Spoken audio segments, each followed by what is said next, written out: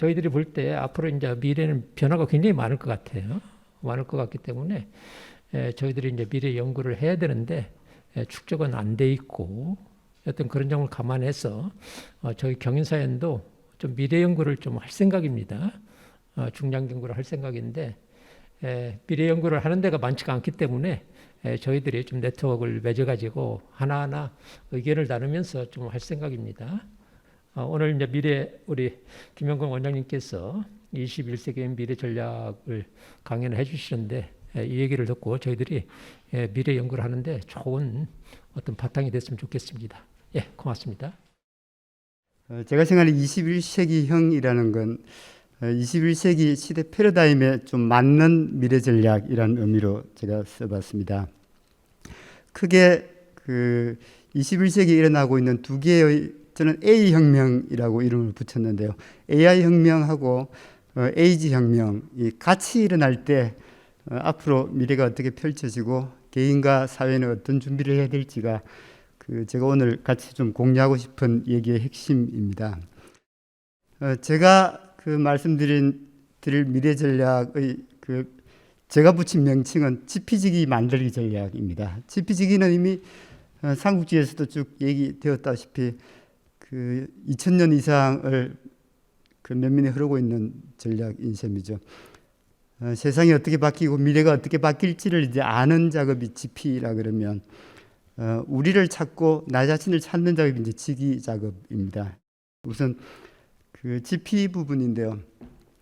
비나 벤카타라만이란 MIT 교수입니다. 우리나라에는 포사이트란 이름으로 책이 이게 아마 한 5년 정도 전에 나온 걸로 아는데요. 이 저서에서 이제 비나 벤카트라만 교수가 재미있는 얘기를 합니다. 대부분 사람들은 자기가 현재보다 미래를 훨씬 더 많이 걱정하고 있는데도 불구하고 현재부터 15년을 넘어서는 시점의 미래는 생각하지 않는다라고 그럽니다. 실은 생각이 굉장히 힘든 거죠. 요 말을 이제 하게 된 게 본인이 글로벌 조사를 실제로 해본 결과를 이제 이렇게 얘기를 했었습니다만 오늘은 적어도 15년 뒤의 미래를 한번 같이 생각해 보는 시간이 되겠습니다. 제가 볼 때 굉장히 소중한 미래적 고전 중에 하나가 1971년에 한국과학기술연구소에서 전문가들을 모아서 만든 서기 2000년의 한국에 관한 조사 연구란 아주 짧은 보고서입니다.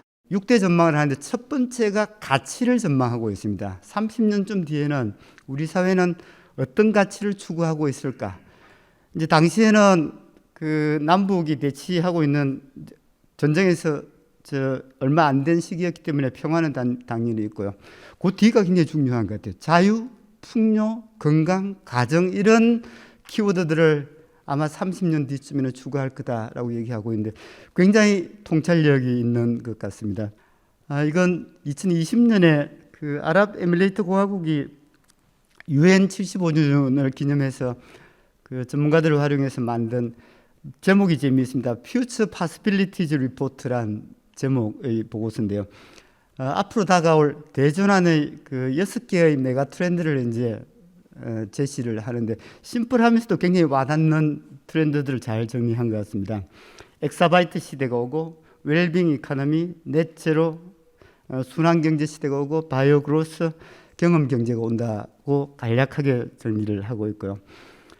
국내 전망을 몇 개를 좀 소개를 드리면 2040년에 이제 우리 인구 예측을 한 건데 수도권 쪽은 벌겋죠. 인구가 계속 유입되는 곳이고 밑에는 파랗습니다. 지금 들어가면 지역 소멸, 인구 소멸이 일어난다라고 예측을 하고 있고요. 아마 2020년대 대한민국의 최대의 화두는 이 불평등 양극화 사회 갈등일 것 같습니다.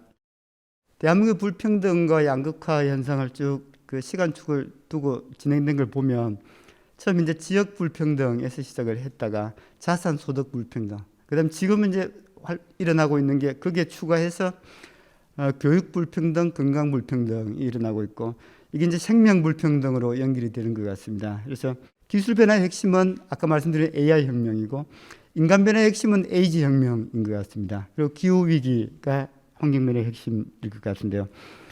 이걸 조금 다르게 보면 그 외부 환경 변화로 지능화와 기후 위기를 들 수 있고 내부 인간 변화로 고령화와 개인화를 들 수 있는 것 같습니다.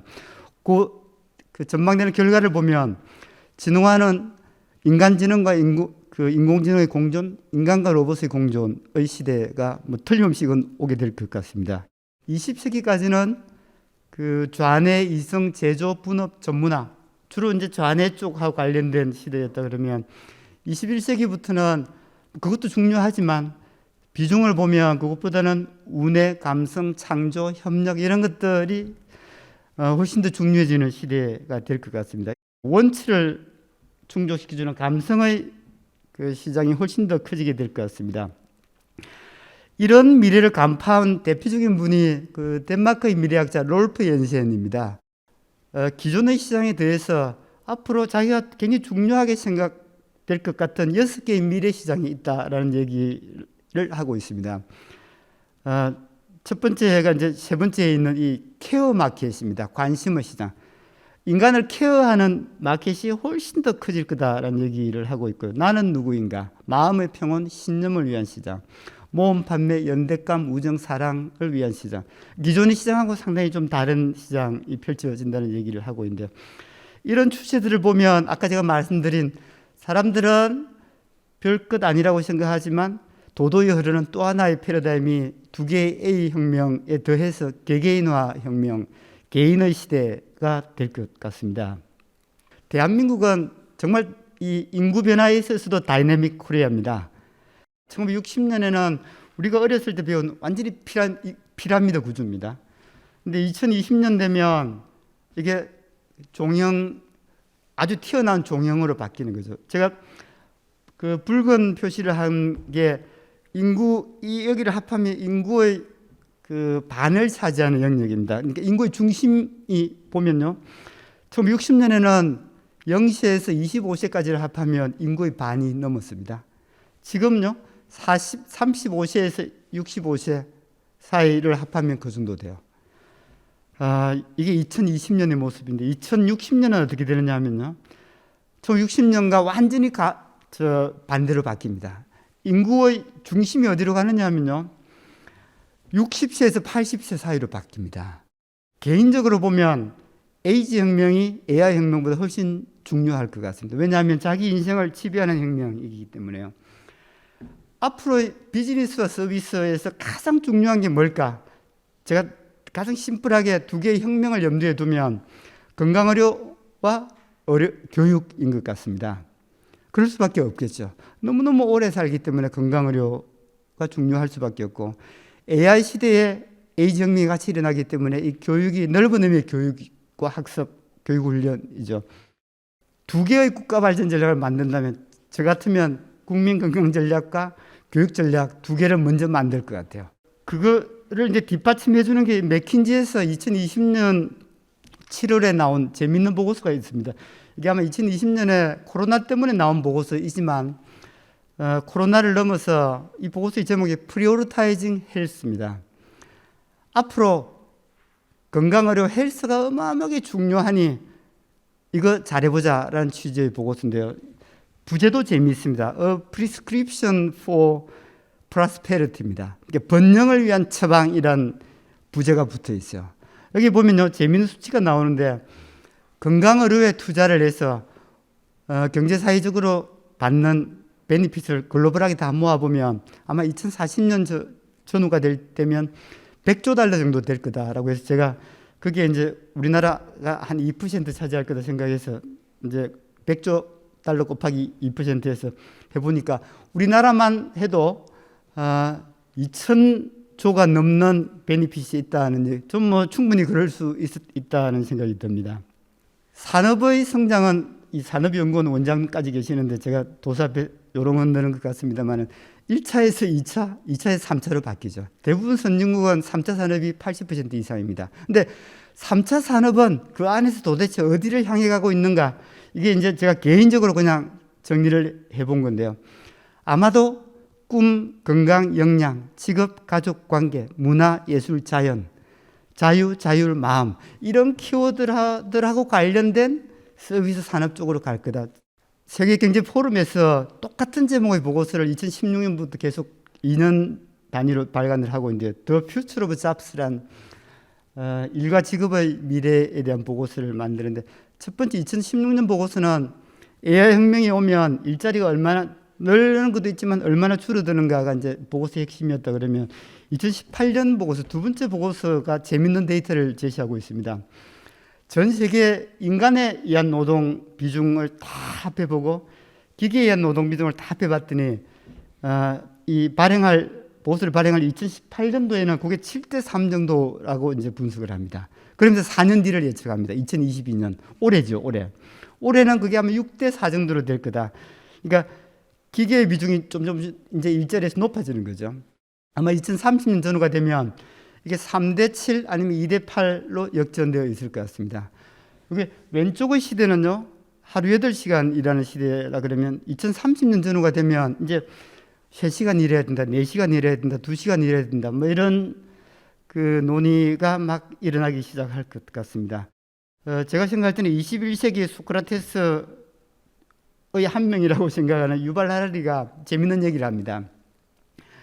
전 이 책들도 굉장히 재밌게 읽었는데 아마 그냥 두면 인류는 AI에 먹히고 불멸의 시대가 올 것 같다라고 얘기를 하면서 AI에 종속되지 않고 미래를 풀어가는 열쇠를 도대체 어디서 찾을 수 있을까라는 질문을 던지고 본인이 대답까지 합니다. 다른 데서 찾기 힘들 것 같다. 우리 자기 자신한테서 찾지 않으면 안 될 것 같다라고 얘기를 하는데 좀 굉장히 동의가 되는 것 같습니다. 미래 전략은 강점 기반으로 만들 때 최고인 거죠. 대한민국 최고의 강점은 어디에 있느냐? 모두가 동의하는 게 사람에 있다. 과거에도 현재에도 미래에도. 그렇지만 보면 우리는 사람을 제대로 키우고 있는가? 여기 청소년 쪽도 오셨습니다만 청소년에서 시작해서 재직자들, 평생 학습하는 분들, 셀프 교육까지 지금 두 개의 혁명 시대의 일과 교육 측면에서 보면 저는 이게 굉장히 중요한데도 정말로 미싱하고 있는 것 같아요. 지금 디지털 인재 100만 명이 양성한다. 이런 것도 좋습니다만은 우리 사회 전체적으로 모든 사람들을 역량을 기르고 미래에 준비할 수 있는 그런 교육이 지금부터 만들어져야 된다는 게 뭐 저의 개인적인 생각입니다. 저는 개인이든 사회든 우리 미래는 습관에 달렸다라고 생각합니다. 사회의 습관은 문화겠죠, 문화. 아리스토텔레스가 참 재미난 얘기를 한 게 인생은 땡땡이다라고 퀴즈를 내면서 인생은 습관이다라고 아리스토텔레스가 2400년 전에 얘기했는데 좀 굉장히 공감이 갑니다. 그래서 제가 개인적인 측면에서 보면 습관을 생각할 때 전 두 가지를 생각하는 게 좋다라고 생각하는데 하나는 18만 시간의 법칙입니다. 아까 제가 말씀드린 것처럼 저희들 세대가 120세, 130세를 살지 모를 그럴 가능성이 굉장히 큰 세대의 첫 세대인 것 같습니다. 그러면요, 우리가 하루에 10시간 정도 좌지우지할 시간이 한 50년 이상 남아있는 것 같아요. 거기에 365일을 곱하면 18만 2,500시간이 나옵니다. 1만 시간의 법칙 아시죠? 하나에 꽂혀서 하루 3시간씩 10년을 하면 정말로 대가가 된다는 건데 1만 시간의 법칙이 그런데 우리 각자에게 18만 시간의 법칙이 적용될 수 있다라고 생각하면 우리 미래 디자인을 다시 해볼 필요가 정말로 있는 거죠. AI 시대를 살아가는 학습 습관 중에 하나가 저는 데이터 역량, 비주얼화 역량을 기르는 습관이라고 생각합니다. 지금은 우리 사회의 거의 모든 현상들은 보이지 않는 것들조차도 꺼내어서 비주얼화 시켜줄 수 있는 시대이기 때문에 그런 것들을 꾸준히 모으시면 좋겠고 가능하면 연구원장님들이시기 때문에 이런 잘 비주얼화된 것들도 보고서에 좀 넣어서 쓰면 좋겠다라는 제안도 좀 드리고 싶습니다. 마지막 역량은요, 아리스토텔레스는 파토스 역량이라고 이름을 붙였는데, 감성지능이죠. 이게 우리 남성들은 상당히 약한 지능인데 여성들한테 굉장히 강하지만, 아리스토텔레스가 2400년 전에 사람들을 감동시키거나 만족을 시키거나 설득을 하려면 세 가지가 필요하다고 그럽니다. 에토스, 로고스, 파토스. 에토스는 신뢰감을 주는 겁니다. 로고스는 얼마나 과학적이고 체계적이고 합리적으로 설득하고 설명해내는 건데 두 개를 다 합해도 이 수치는 지난 30-40년 동안 사회학자, 심리학자들이 실제로 이제 비중을 조사해서 정리한 건데 제가 볼 때는 상당히 일리가 있는 것 같습니다. 합해도 35%. 두 개가 없더라도 이 감성진한 파토스 역량이 있어도 미래는 얼마든지 그 평생인력으로 일할 수 있다는 것이 저 개인적인 생각입니다. 끝으로 사회적인 차원에서 보면요, 앞으로의 미래 전략은 제가 볼 때는 여태까지는 국정 운영 관점에서 저희들이 만들었다고 저는 생각합니다. 근데 앞으로는 국민 개개인 삶의 관점에서 국가의 미래 전략도 만드는 것이 바람직하다는 생각이 들고요. 그 국민 개개인의 인생 모델을 정말로 고려한 국가 발전 모델이라 그러면 지금은 교육, 경제, 문화, 환경, 외교 뭐 이런 방식으로 영역이 나누어지지만 저는 그렇게 하지 말고 평생 건강, 평생 학습, 평생 현역 요 세 개를 가장 중요시하는 국가 발전 모델을 만들고 나머지 기존에 해왔던 영역들을 국가하고 연결시켜서 해나가는 것이 어떻겠나는 생각이 저 개인적인 생각입니다.